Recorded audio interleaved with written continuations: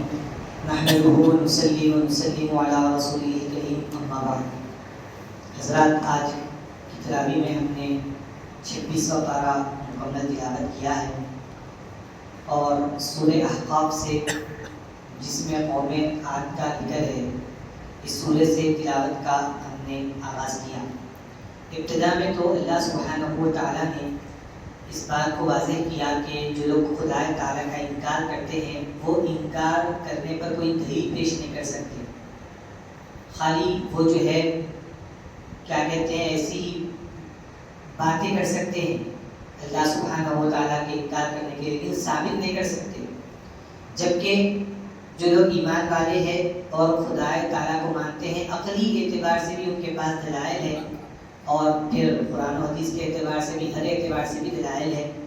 ان سب باتوں کا نتیجہ اللہ سبحانہ و تعالیٰ نے یہ بیان کیا کہ واقعی جو اس دنیا میں خدا کو ماننے والے ہیں، اپنے آپ کو بندے سمجھتے ہیں اور اپنے مولا کو اپنا خالق معبود جانتے ہیں، یہی لوگ جو ہے حق پر ہے۔ ان کے مقابلے میں جتنے مذاہب ہیں سب کے بارے میں آپ دیکھیں گے جو انکار کرنے والے ہیں خدا تعالیٰ کا، وہ اس بات کو ثابت نہیں کر سکتے۔ اور پھر اسی صورت میں اللہ سبحانہ و تعالیٰ نے قوم عاد کا بھی ذکر کیا۔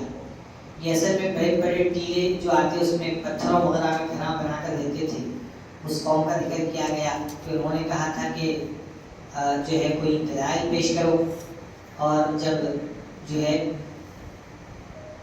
حضرت ہود علیہ السلام کو بھیجا گیا ان کی طرف اور انہوں نے دلائل دیے کہ جب یہ بات کو نہیں مانے تو کالا بادل ان کے اوپر چھا گیا اور عذاب آیا، ان کو برباد کیا گیا۔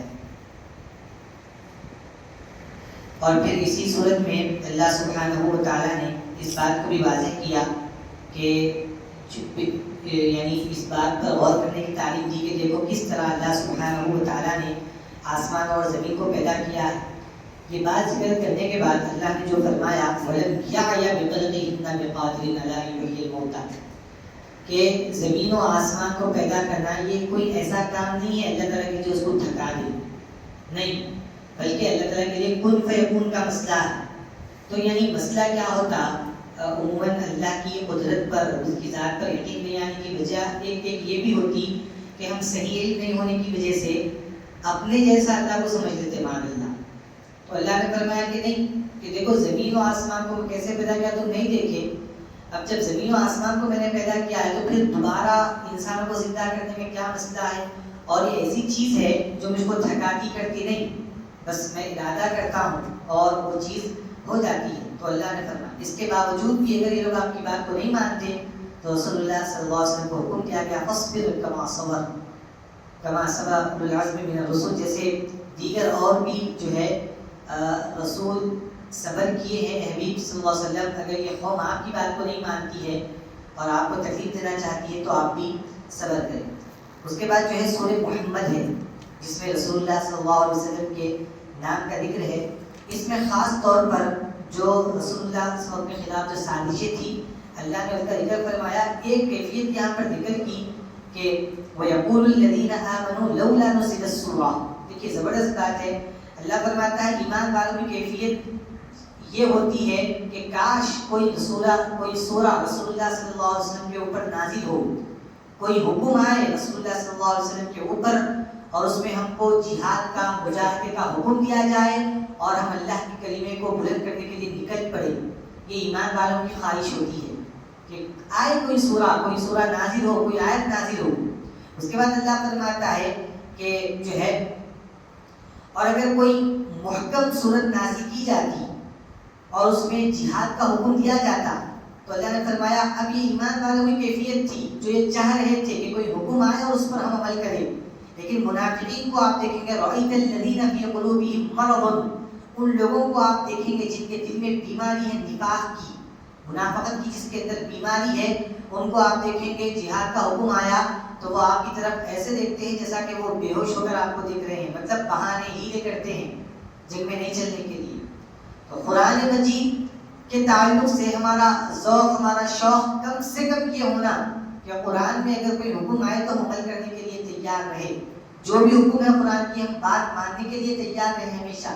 اور اگر ہم قرآن سے اعراض کر کے جاتے ہیں، اس کو پیڑ دکھاتے ہیں اور یہ قرآن پر عمل نہیں کرنے کی سوچ لیتے ہیں، تو کیفیت کس کی ہے؟ فرمایا اللہ تعالیٰ منافقین کی، کہ بس بیماری کا بہانہ بناتے ہیں، کچھ بھی گھردار کے بہانے بناتے ہیں اور نکل کر چلے جاتے ہیں۔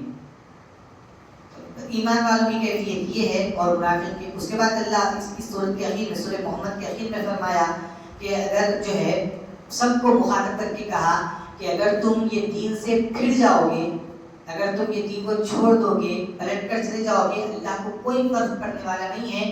اللہ ایسی قوم کو پیدا کرنے پر قادر ہے جو تمہارے جیسی نہیں ہوگی، تم سے اچھی ہوگی۔ کسی بھی اعتبار سے ہماری ضرورت نہیں ہے اللہ تعالیٰ کو، ہم کو ضرورت ہے اس کی صحیح بندگی نبھانے کی، اس کو ہماری ضرورت ہے۔ وہ تو غنی للعالمین ہے، وہ بے نیاز ہے، کچھ فرق نہیں کرنے والا ہے، لیکن ہم اگر کرتے ہیں، قرآن کی طرف آتے ہیں، ہمارے لیے بہتر ہے۔ پھر اس کے بعد سورہ فتح ہے، اور اس سورت میں جو ہے فتح مکہ کا خاص طور پر ذکر کیا گیا۔ رمضان المبارک میں فتح مکہ واقع ہوا تھا، اور اس موقع پر اس سے جو ہے کچھ سال پہلے حضور پاک صلی اللہ علیہ وسلم کو ہی اطلاع دے دی گئی تھی کہ آپ کے لیے جو ہے بڑی فتح آپ کو حاصل ہونے والی ہے۔ بہرحال حضور پاک صلی اللہ علیہ وسلم 6 ہجری میں غالباً 6-7 ہجری میں 8 ہجری میں غالباً جو ہے فتح مکہ کے لیے گئے، یعنی عمرہ کرنے کے لیے گئے، لیکن کفار مکہ جو ہے آپ کو عمرے سے روک دی۔ حضور پاک صلی اللہ علیہ وسلم عثمان غنی کو بھیجا، جب وہ بھی واقعہ اس میں ذکر ہے پورا، عثمان غنی کو بھیج کر کہا کہ ان سے بات کرو اور ان سے کہو کفار مکہ سے کہ ہم لڑائی جھگڑے کے لیے نہیں آئے ہیں، دیکھو ہم جو ہے احرام پہنے ہوئے ہیں، جانور کو اپنے ساتھ لائے ذبح کرنے کے لیے، ہم عمرہ کرنے کے لیے آئے ہیں۔ حضور نے یہ کہلا بھیجا، لیکن وہ لوگ بات نہیں مانے اور کہے کہ نہیں، یہ سال ہم آپ کو اجازت نہیں دیں گے، اگلے سال دیں گے۔ حضرت عثمان غنی رضی اللہ عنہ انہوں نے کہا کہ عثمان جب تم آ ہی گئے ہو تم طواف کر کے چلے جاؤ۔ واقعی عثمان غنی کی آنکھیں ترس رہی تھی کعبۃ اللہ کو دیکھ کر، 8 سال سے کعبۃ اللہ کو نہیں دیکھے تھے ہجرت کرنے کے بعد۔ ہر روز کعبۃ اللہ کے سامنے سے گزرنے والے، اس کے صحن میں ٹھہرنے والے، وہاں پر ٹھہر کر رسول اللہ کے پیچھے نماز پڑھنے والے، وہاں پر قرآن کی تلاوت حضور سے سننے والے، سمجھ رہے ہیں آپ کتنی چیزیں پیش کی ہیں۔ حضور کے پیچھے جو ہے نماز پڑھنے والے، قرآن پڑھنے سننے والے، ترس رہی تھی آنکھیں، لیکن ان کے جیسا عشق رسول کس کو ہو سکتا ہے، ان کی جیسی محبت رسول کس کو ہو سکتی ہے۔ کہا کہ یقیناً دل تو ہے، چاہت تو ہے، تمنا تو ہے، لیکن قسم کا خدا اس وقت تک میں طواف نہیں کروں گا جب تک کہ رسول اللہ آ کر طواف نہ کر لے۔ یہ آپ نے جواب دیا حضرت عثمان غنی نے۔ اب یہاں پر یہ بات چل رہی، وہ لوگ کیا کرے معلوم ہے، افواہ پھیلا دی کہ قتل عثمان کو قتل کر دیا گیا، ایسی افواہ پھیلا دی۔ تو حضور پاک صلی اللہ علیہ وسلم کو پتا تھا آپ کے عثمان کو کچھ بھی نہیں ہوا ہے، آپ پوروں سے بیعت لیے، لے کے بولے کہ جو ہے جو بھی انتقامی کارروائی ہوگی ہم کریں گے، سب لوگ بیعت کریں۔ حضور نے جو ہے ایک ہاتھ اور رکھ کر کہا کہ یہ عثمان کا ہاتھ ہے، بلکہ حضور نے بیعت دی۔ سب لوگ جب بیعت کر رہے تھے رسول اللہ کے ہاتھ پہ، تو آپ نے اپنا دوسرا ہاتھ بھی رکھ دیا، رکھ کر کہا کہ یہ عثمان کا ہاتھ ہے۔ جب حضور نے یہ کہا تو عثمان غنی رضی اللہ عنہ فرماتے ہیں کہ جب سے میں سنا کہ حضور نے میرے بارے میں ایسا فرمایا ہے، اپنے اس ہاتھ کو شرمگاہ کے قریب تک بھی نہیں لے کر گئے۔ شرمگاہ کو چھونا تو الگ بات ہے، اس میں قریب تک بھی نہیں لے کے گئے۔ اللہ اکبر، ایسا تقویٰ تھا۔ پھر جو ہے ایک اور حکمت یہ بھی تھی کہ ایک تو یہ، دوسرا یہ کہ حضرت عثمان غنی رضی اللہ عنہ سے قرآن مجید جمع ہونے والا تھا پورا۔ جب پورا قرآن مجید جمع ہوا تو کسی کے ذہن میں یہ خیال نہ آئے کہ بھئی عثمان غنی نے جمع کیا ہوگا، نہیں، بلکہ انہوں نے صحابہ کرام سے لے کر قرآن مجید کو جمع کیا۔ ایک قرآن پڑھنے کا انداز ہوتا، اس انداز پر سب کو جمع کیا، تو کوئی یہ نہ سمجھے کہ عثمان کے ہاتھ پر جمع ہوا ہے، بلکہ عثمان کے ہاتھ کو رسول اللہ نے اپنا ہاتھ قرار دیا، گویا کہ رسول اللہ کے ہی ہاتھ پر قرآن مجید جمع ہوا ہے۔ یہ حکمت کے پیش نظر حضور نے پہلے فرما دیا تھا کہ جو ہے یہ عثمان کا ہاتھ ہے۔ پھر جو ہے وہ جو بیعت لیے ہیں اس کی کیفیت کو بھی، اس جھاڑ کو تک آپ دیکھیے، غور کریے، اللہ سبحانہ و تعالیٰ نے اس میں اس جھاڑ کا تک ذکر کیا جس جھاڑ کے نیچے رسول اللہ صلی اللہ علیہ وسلم اور آپ کے صحابہ کرام بیعت کر رہے تھے۔ اللہ فرماتا ہے لقد رضی اللہ عن المؤمنین اذ یبایعونک تحت الشجرہ، کہ تحقیق کہ اللہ سبحانہ و تعالیٰ ان ایمان والوں سے راضی ہو چکا جو آپ پر بیعت کر رہے تھے جھاڑ کے نیچے۔ قرآن مجید کا ایک ایک لفظ ہدایت ہوتا ہے، ایک لفظ کے اندر معنی ہوتا ہے. تو یہاں پر بتایا جا رہا ہے کہ دیکھو جو چیزیں بڑے لوگوں سے وابستہ ہو جاتی ہے، انبیاء اولیاء سے جو چیزیں وابستہ ہو جاتی ہے وہ بھی خدا کی نظروں میں اہم ہو جاتی ہے. اصحاب کہف کا ذکر سمجھ میں اسے کتے کا ذکر کیوں؟ یہ بتانے کے لیے کہ ان سے جو جڑتا ہے وہ اللہ کے پاس مقبول ہوتا ہے. یہ پورا جو ہجرت کا واقعہ تھا، پورا اس واقعے کو قرآن مجید نے ذکر کیا. اللہ نے ان سے راضی ہونے کا ذکر کیا، ان کو فتح کا اعلان کیا. صرف دیکھیے آپ 8 ہجری میں ان لوگوں نے، حضور پاک کے پاس خالی 1400 صحابہ کرام تھے، 1400 صحابہ کرام جس وقت ان کو عمرہ لے کر کے واپس لوٹا دیا گیا. لیکن 2 سال کے اندر ایسا کمال ایمان والوں کا کہ حضور 10 ہجری میں 2 سال کے بعد 10,000 کا لشکر لے کر مکہ مکرمہ میں آئے. 1.5 سے 2 سال کے اندر ایسی کیا تعلیم رہی، ایسی کیا تاثیر رہی کہ رسول اللہ کے لشکر میں 8,500 لوگ جمع ہوئے. 1.5 سال کے اندر ایمان والے، کیا تاثیر ہے رسول اللہ کی زبان میں، کیسے حضور نے حکمت عملی اپنائی. بظاہر ایسا دکھ رہا تھا کہ رسول اللہ کیا ہم اتنے کمزور ہیں کہ ہم کو طواف بھی کرنے نہیں دیا جائے گا، ہم کو روکا جائے گا، ایسا معلوم ہو رہا تھا. لیکن حضور جو صبر کر رہے تھے، سب حالات کو آپ دیکھ رہے تھے، صبر کر کے واپس گئے. ایسی پلاننگ کی، ایسی منصوبہ بندی کی کہ اسلام کی طرف لوگ مائل ہوتے رہے. 10,000 کا لشکر جمع ہوا.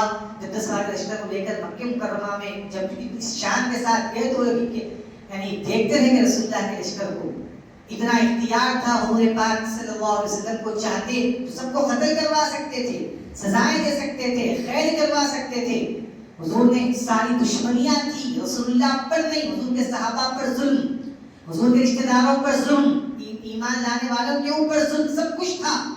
لیکن نہیں، حضور نے ایک جملے میں سب کو معاف کر دیا.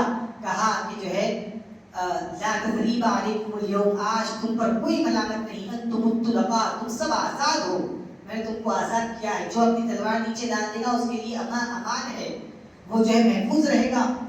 جو اپنے گھر میں داخل ہو گیا وہ محفوظ رہے گا، جو ابو سفیان کے گھر میں چلا جائے محفوظ رہے گا. کتنا بڑا سلامتی کا اعلان ہے، آپ اندازہ کریں. پورا بدلا لے سکتے تھے رسول اللہ، اگر چاہے انتقامی کارروائی کر سکتے تھے. فتح مکہ کے موقع پر حضور پاک صلی اللہ علیہ وسلم نے بہت بڑا پیغام دیا اور میسج دیا. اس کے بعد جو ہے سورہ حجرات ہے جس میں اللہ سبحانہ و تعالیٰ نے ابتدا میں یہ حکم فرمایا کہ تم اللہ اس کے رسول کے آگے مت بڑھو. ہوا کیا تھا دیکھو آپ کہ کوئی صحابی رسول جو ہے بس رسول اللہ کی قربانی سے پہلے، حضور کے جانور ذبح کرنے سے پہلے ذبح کر دیا اپنا جانور. اللہ نے فرمایا کہ تم اللہ اس کے رسول کے آگے مت بڑھو. یہ عمل ان کا اتنا سا عمل، خدا اس کے رسول دونوں کے آگے بڑھنے سے منع کیا جا رہا ہے. رسول اللہ کے آگے نہ بڑھو، یہ بات سمجھ میں ہی نہ، خدا کے آگے بڑھنے کا معاملہ کیا ہے.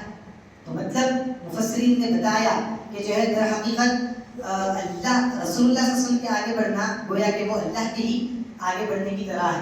لہٰذا بتایا کہ جو ہے تم اللہ اس کے رسول کے آگے مت بڑھو. اچھا، وہ جو جانور ذبح کیے تھے نا وہ حلال جانور تھا، ان کے خود کے حلال کے ہی پیسوں کا تھا. بسم اللہ اللہ اکبر پڑھ کے ہی وہ ذبح کرے تھے، نماز پڑھ کے ذبح کرے تھے. اس کے باوجود بھی حکم آیا دوبارہ جو ہے تم جانور ذبح کرو. رسول اللہ سے جو آگے بڑھے، یہ چیزوں پر ہم غور نہیں کرتے. کتنی چھوٹی بات ہے، سب کچھ صحیح ہے، بس حضور سے پیش قدمی ہوئی، حضور کے آگے بڑھے. جو اہمیت رسول اللہ صلی اللہ علیہ وسلم کے عمل کو دینا تھا وہ نہیں دی گئی. اللہ نے رسول اللہ کو بلا کر کہا کہ جانور تمہارے لیے حلال ہے لیکن قربانی تمہاری نہیں ہوئی ہوئی، دوبارہ کرنے کے لیے فرمایا. پھر اور اس کے بعد فرمایا کہ اپنی آوازوں کو نبی کریم صلی اللہ علیہ وسلم کی آوازوں پر بلند مت کرو. کتنے ایسے واقعات ہیں. اور فرمایا جو اپنی آوازوں کو نیچے کرتے ہیں رسول اللہ صلی اللہ علیہ وسلم کے سامنے، در حقیقت اللہ نے ان کے دلوں کے تقوی کا امتحان لیا ہے، ان کے لیے مغفرت ہے، بڑا اجر ہے. یہاں تک فرمایا. اور جو لوگ آپ کو کمروں کے پیچھے سے پکارتے ہیں یہ کم عقل ہے، بے وقوف ہے، جو آپ کھڑے کھڑے باہر سے حکم دے رہے ہیں.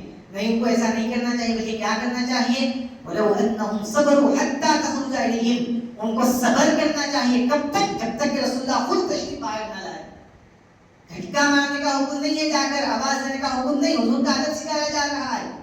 آج دیکھیے ماحول کیسا بنا دیا، کتنی آسانی سے حضور پاک سے اپنی طرح کہہ دیا جاتا، کتنی آسانی کے ساتھ حضور کے علم کے اوپر انگلی اٹھائی جاتی، کتنی آسانی کے ساتھ جو ہے حضور کے نور ہونے کے اوپر انگلی اٹھائی جاتی. آسانی کے ساتھ رسول اللہ کی شان بے ادبی کر دی جاتی. کتنے ایسے واقعات ہیں. ہاں قرآن تو یہاں پر کہہ رہا ہے کہ تم کو قرآن ہی کے وہاں پر جا کر جیسے پکارنا نہیں ہے بلکہ رکے رہنا تم جب تک کہ رسول اللہ خود اپنے حجرے سے نکل کر باہر تشریف نہ لائے حتیٰ تخرج الیہم. تو کیا ہوگا؟ لکان خیر لہم تمہارے لیے بہتر ہوگا. اللہ غفور رحیم. اب اگر غلطی ہو گئی تو ٹھیک ہے اللہ معاف کرنے والا ہے لیکن آئندہ خیال رکھے تنبیہ کی جا رہی ہے رسول اللہ کے حکم سے.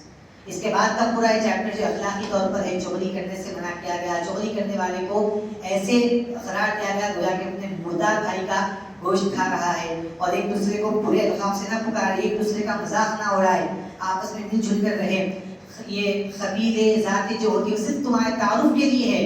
اللہ کے نزدیک متقی تقوی والے پرہیزگار جو گناہوں سے رکنے والے ناز سے ڈرنے اور بچنے والے ہوتے ہیں وہی اللہ کے پاس سب سے بڑا مقام رکھنے والے ہیں. اس حقیقت کو اس پارے کے اخیر میں یعنی سورہ حجرات کے اخیر میں بیان کیا گیا. بہرحال اور بھی تفصیلات ہے. اللہ تعالیٰ سے دعا ہے کہ مالک نے جو کہا ہے سنا ہے کہنے والے کو اور سننے والوں کو اللہ سے عمل کرنے کی توفیق عطا فرما.